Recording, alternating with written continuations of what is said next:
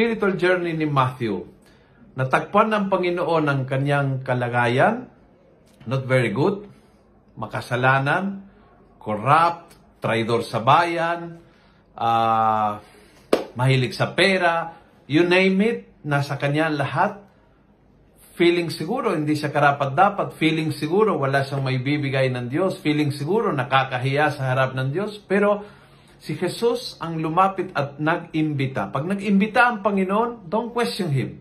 Huwag mong sabihin na hindi ka karapat-dapat. Pag inimbita ka, ginawa kang karapat-dapat sa pamamagitan ng paanyaya. Pero kailangan tumindig at lumayo mula sa kalagayan ng kasalanan patungo sa pagsunod kay Jesus. That's spiritual journey ng isang Christian.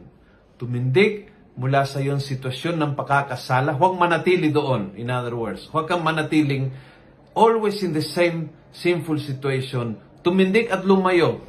And the Lord can change everything. Can make you a great person. Can make you a great saint. Can make you...